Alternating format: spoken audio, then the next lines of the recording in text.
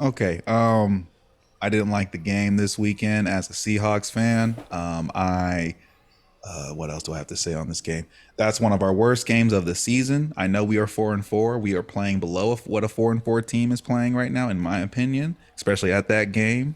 I'd rather be a Browns Um, fan right now. Does I'd this look like the rather face of a man that's happy?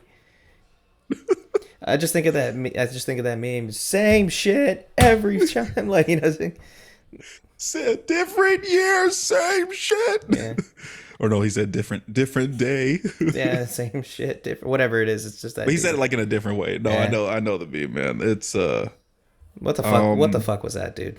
and it's funny because I actually got to see this game on Red Zone, and obviously most of the highlights kept going towards the Buffalo Bills, and I said, "Damn, it's that bad."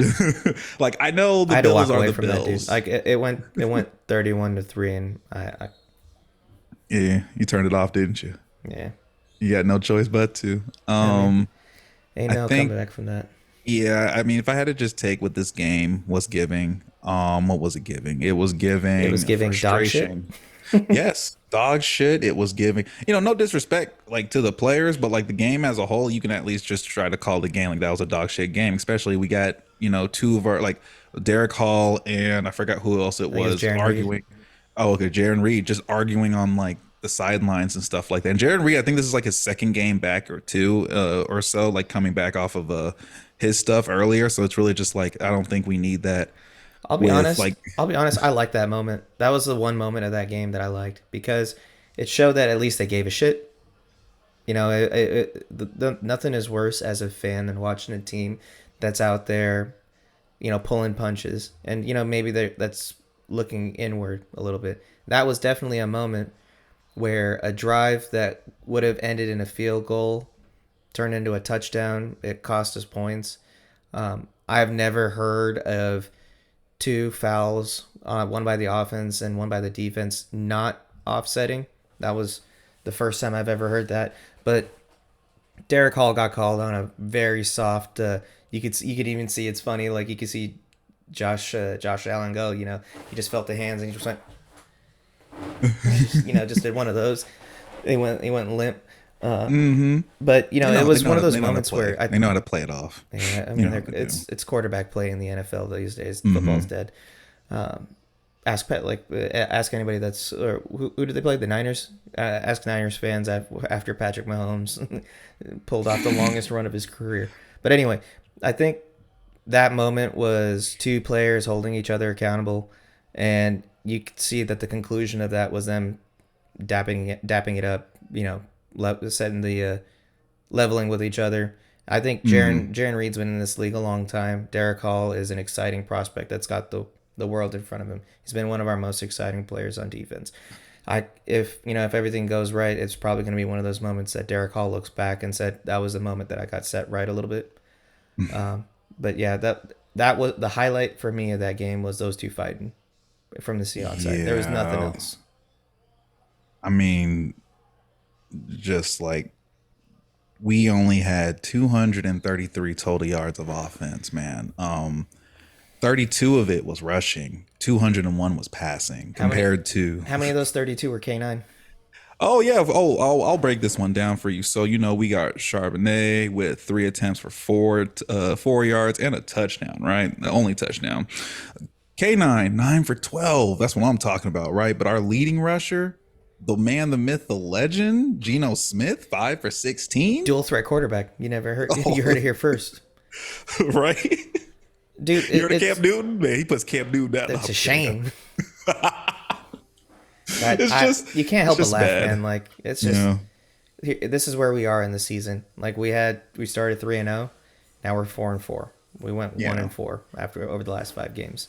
Oh yeah. I don't know how else to describe it. It's like I don't like it. Yeah, 1-4. I think this is like the start of the downhill from here, and it's really just let's find some good, good bright spots with the team. I mean, we'll talk about this in like the NFC West stuff, but like, I mean, we're third right now. So I mean, and everyone else is 4-4. I mean, there's a chance you can still get up towards the top, but with the schedule and how it is. I don't even know how we're going to start facing other teams in the NFC West I mean, we with how we face face the Rams next Bills. week, so And the Rams have two of their receivers back. fucking Puka went off too. Right. A lot of man, I actually faced someone that actually he was part of it was part of the majority that everyone that had Puka, they just didn't start Puka. And then everyone regretted not starting Yeah. Puka. So The joke was, I think my cousin here was telling me, was that either you start Puka and he, catches one ball for 3 yards, or you don't start Puka and he catches 10 balls for 200 yards and 2 touchdowns, kind of thing. Like, there's no in between. we'll start him so the Rams don't go off every single week. Sheesh, because like now the Rams, with Matthew Stafford, he loves to have his receivers, and once he has his receivers, he can make that run game like Kyron Williams go out. But this isn't about the Rams right now.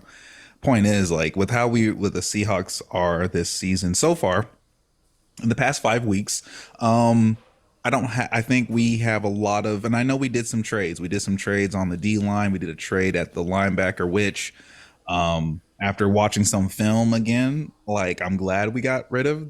I think it was Jerome Baker. We let go. I think unless we kept him. No, he was part of the trade. Okay, cool. Yeah, Him and a we fourth let for him. Ernest Jones. Yeah. I'm glad we let him go because he wasn't blocking the run like it should. Like he would literally, well, most times he'll keep getting caught up in the offensive lines of the other teams while the hole is still there where he's supposed to be. That a middle linebacker is supposed to fill, and then of course that's what you're getting out of Ernest Jones, right? So the fourth, but The fourth. There's the four. There's fourth, 3 other ones. right? So at the end of the day, I think I don't know if we're going to see any more trades. I think we're not really buyers here at this point, which I do feel like the defense, we have a lot of holes on the defense. Whether or not you like it, like we have holes in that linebacking core and the D line to I think what McDonald would love on his defense. He'll be fine in the long. To me, he's going to be fine in the long run. I just think with the rest of this season, it's just like who's gonna battle, who's gonna fight the rest of the season. I'm not saying we're only going to have like 4 wins and then we're just going to lose the rest of the season, mind you. But I don't want to go 4-13. Can we level like with this game? I mean, we've named off a lot of stats. There are two Okay. things that stuck out for me. One, another muffed kick. Like at certain point, like what are we doing? I would rather throw like Jackson Smith and Jigba out there and have him fair catch everything than, is it D Williams? Is that who it is? Yeah. Oh yeah. Because I saw the tweets on D was like, so D Williams, right? And they were just like, yeah, no, just no. Another muff kick, and yeah, maybe it was wet, but the thing is that this has been a season-long thing. I'm not out here trying to lambaste him for a single moment. This is the fourth or fifth one. Like he would have been fired from his job by now, on any other team. I mean, let's just call it how it is, right? What are you talking about? D Williams. Oh, I mean, I think it's also because we just picked up a wide receiver, and it's not for like wide receiving stuff. I forgot who it was. It's literally like he was doing special teams with McDonald back in Michigan, I think. If all else, regardless, basically what I'm trying to say is they're going to go look for a return. Like we can easily replace the return because what you're doing at the return position is also showing that like I can make plays here, so put me on the field. Yeah. And obviously D Williams is showing that like, yeah, you're not going to see the field here with the Seahawks, my boy. Yeah. I also got to talk about like with that special teams you're mentioning. We got to talk about Jay Harbaugh because is he doing a good sabotage? job? It's sabotage, I tell you. Oh man, because hey, Jim, come get your son. Come get your son, Jim. Pick him up. Because I don't know, man. This is just a running thing. I think we may make a change at special teams either in the middle of this season if it continues. I think after this game, if like another big flop at special teams happen, I'm calling it. We may let Jay Harbaugh go unless we're going to be that lenient, and then someone else is going to fill in that position. But I mean, like, how much of it? Muffed kicks are. Is it coaching? Like, how much? I mean, I would replace the returner first, the coach second, probably. Mm-hmm. I mean, I think that's a fair thing. Like, there are There's been mention situations there's been mention with our situation that there's some people are talking about more Jay Harbaugh rather than just like who's. Don't get it twisted. At first, it was who's catching the ball for the Seahawks because man, y'all suck at special teams, right? And after a while, it's like y'all suck. hey, that's what everyone else is going to think on the outside. Like y'all just suck at special teams, right? If your special teams ain't moving, your special teams suck. Yeah. I mean, I would love for it to be better. Don't get it twisted. yeah. So, And I mean, I think what I was trying to feed into the key stat for this is time of possession, and it's been a common thing for the last. I think over the whole stretch of the last 5 games, mhm, Bills had the ball for 38 minutes. We had the ball for 22 minutes. Can't do much when the other team has the ball for twice as long as you do.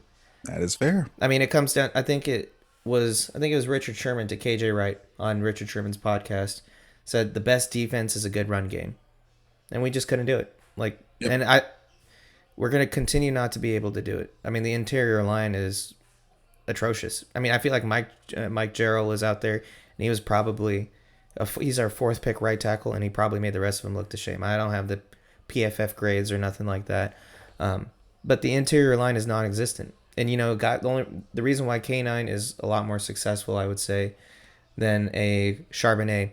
K9 has that edge speed where he can hit that corner and turn up field. Charbonnet is much more of your guy that can go in between in between the linemen and Mhm. chip away, and that just doesn't exist. We had the ball on the 1 yard line, and we couldn't punch it in. Like it didn't even look.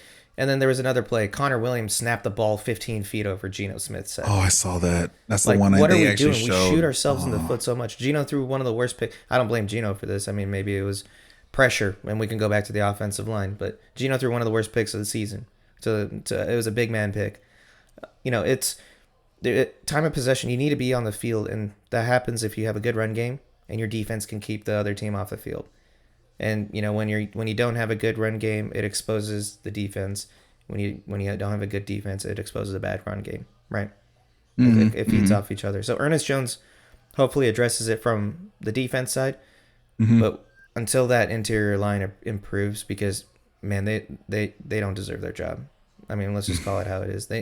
I I don't know how much of it is coaching. I don't know how much of it is the talent, but we even drafted a guy, Christian Haynes, and he rotates in with Anthony Bradford, Mhm. but I don't know if that is due to We've always that's had, that weird when you're right guard rotating, rotation, right? yeah, when you're doing the rotations at a position, that's how you know they don't like who's starting and they're trying to get the other person some time, right? Hopefully Christian can get better and officially start because I think that's what we're all hoping for to help make a change at the right guard position. And then for left guard, it's either we're going to find something in the draft or we're going to trade or pick up a free agent if if there's some offensive line free agents this upcoming season. So because right now the offensive lineman, we were even looking into that 42-year-old again that was playing for us last season, which I'm good. Jason Peters. Yeah, I'm good. I think he's had his time, and I need some actual offensive line. Like I'm looking at the Browns, I'm looking at obviously the Lions, I'm looking at and my fiance is gonna get on me. She heard me with the Lions because that's her team, but like the Lions and They're such a fun you team to know watch, dude. You can't hate on them. hey, I blame Hard Knocks and her watching Hard Knocks because now she even does the whole commercial. She likes the commercial with Dan Campbell where he's like, you have to cover your face so they don't steal your order. Oh yeah, the Applebee's commercial or something like that. Yeah, Yeah. So, but like the Lions offensive line, like even like man, the Texans offensive line and they stuff all like have solid. that. The reason why Sam Darnold has the platform to execute Oh, is line. because their O line. I mean, Darisaw, the loss of Darisaw, I think it's Darisaw at left tackle. He's a great left tackle, and then Minnesota's kind of riding this wave that they didn't expect, so they go out there and they trade for Cam Robinson for a left tackle, just to try to keep that gravy train going. But yeah, I mean, until we address the interior offensive line, because I want to put blame on play calling as well a little bit, but the blaming on play calling, you gotta first look at your team's ability to execute a play call. I mean, Right. if you're executing a play call and you're able to successfully execute that play call because you have all the personnel out there that can give you the foundation to run that play, even if it doesn't work, even if it leads to an incompletion, but that starts in the trenches. That's what we've been on this entire season. We haven't changed. I'm talking about me and you. That's what we've been harping on, since day one. That it always starts in the trenches. I mean, previously you could say we did have a great offensive line. We had a quarterback that would hold onto the ball too long. Now we got Geno, and part of the play calling is, maybe we don't retain possession long because we're too pass heavy, but maybe we're too pass heavy because we can't run, right? So we don't have the ability to execute the play calls that we would need. If we had that good foundation and we were still going pass heavy, because this was the problem that the Cardinals had, I think, when Kyler Murray was a rookie or second year player with Cliff Hinkleman-Crinkleberry at coach. Like he was air raid offenses aren't the most successful offenses in the NFL. The most successful offenses are your Shanahans, your McVays, your If you know the Lions. history of the air raid, because I actually did see a nice little documentary on where the air raid came from and stuff, but at the end of the day, I'm not gonna just because here's the thing: Ryan Grubb is introducing an air raid offense into the Seahawks because that's where he came from. So that's his bread and butter. The only issue is, I think the biggest thing here is before you try to input an offense into a team, at least look at the pieces that you have on said team and then make adjustments where accordingly, right?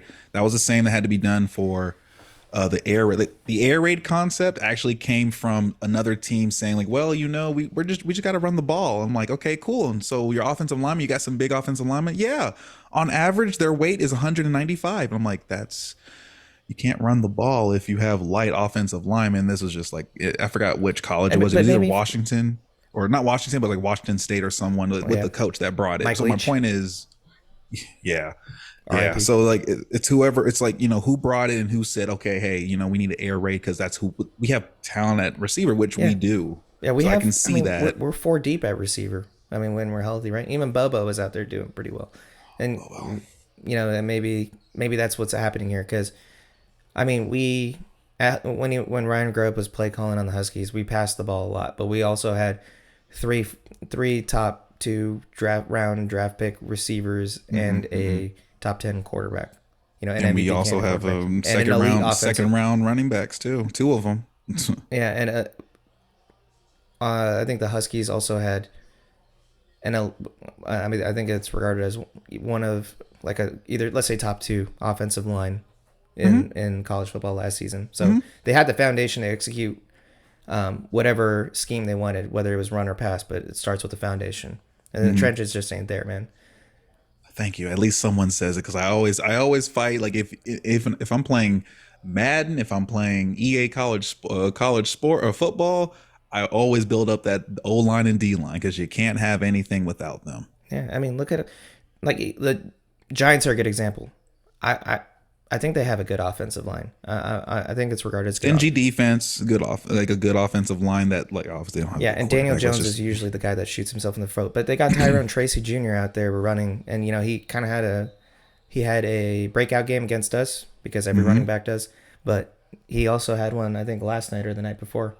Um, yeah, it's the Niners got Jordan Mason, yeah. Kyron Williams for the Rams. Like these guys kind of they seem like they come out of nowhere, but they're products of a good foundation. And you played offensive line. I don't need to lecture you on this. I'm just getting this off my chest. I need an O line. Don't get it twisted. Like Yeah. it's always been. I think we've always been looking for a center since Max Unger. So You're 100% right. 100% always right. looking for a center. In your Always in experience, would you guards say? too. I mean, in your experience in that interior line, how important is let's just say how important is the center to the entire offensive line? I mean, you have freak athletes Yeah. out there at the tackle position because they got to be freak athletes these days with your elite DBs. Yeah. But that interior line, how important is that center position? A great a great offensive line is going to have a few components to me. That one component is you got to have a smart, not just having being good on the line and actually pushing and all that stuff, but a smart center because you can see both sides of the line. Because if I'm the right tackle, I don't care what's happening on the left side. Not saying you don't. From like a smart IQ, a good football IQ, you should know what every position on the O line is doing. So everyone should have high IQ. But center, you gotta have a really good center to the point where that center and the QB, they have a good relationship with each other. That's one part because they can make some calls for themselves that work. Like, hey, O line, just follow me. Me and the QB got something going on. Just go on Hut. Like, all right, go on Hut. All right. I would say strong Actually, guards. sorry to Strong interrupt. guards for sure. I to interrupt that. Sorry. Cam Newton's podcast is fantastic. But he talks a lot about that too. So go check that out because I love listening to Cam talk about football. Of But anyway, sorry course. about that. Interrupted. No, no, you're good. Good guards. You have to have some bruiser guards. I mean, now it just depends on the type of offense you're trying to run, of what kind of clientele you or personnel you want on the O line. But you got to have like really strong guards. It's to the point where like your tackles just got to be serviceable in the pass. But if you have good bruising guards that when you eventually want to run, then sure. But if you're talking like if you want an offense that's a power run offense, you got to have the inner three. The inner three got to be they have to be strong and able to like move stuff out the way. If you're trying to have like an air raid offense, then I would say you're going to be doing a lot of like I'm trying to think of the dang concept in my head. You're gonna have like outside Zone. run Yeah, I was concepts, gonna like say. zone runs, Yeah. zone run concepts, and stuff like that. You're maybe even pulling a guard here and there at most. I don't even think we're doing the putting like three. I think we did it like once or twice this season already, where you put like three tight ends on the line and stuff like that to do something. But we don't. We're not trying to. We're not staying to like a heavy run offense. Basically, we're kind of doing the opposite. We're trying to have a pass heavy offense, but with a complementary run game because you have two good like running backs just sitting right there. Right. It's not like we don't have any running backs and we have to throw the ball all the time. Yeah. We shoot ourselves in the foot. The mistakes, the touch pass. I think we're seeing the limits of Geno. I think we're getting to a point where like we need to have a really good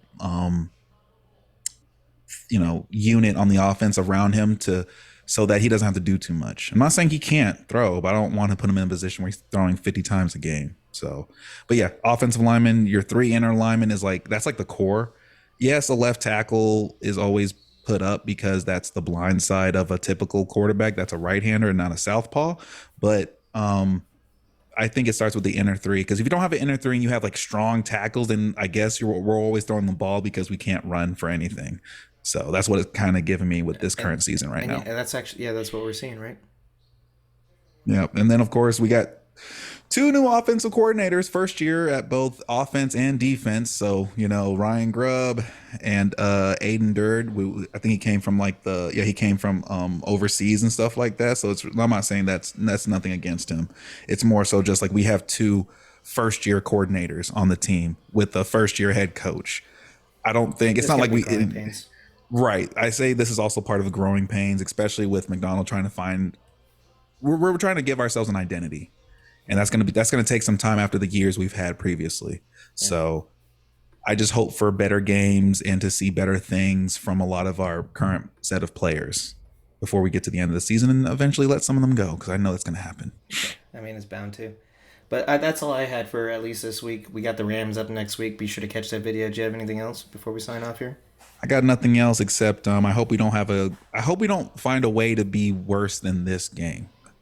It's a new, Because if new, we new worst game. the new worst game. But yeah, we would follow up over there. So that's good sports. So yeah, I got nothing else from my end though. All right. Well, thanks for joining us here on Misreps. Hopefully, we're back next week with a little bit of a brighter tone. Be sure to like and subscribe, and we'll catch you again next time. Peace.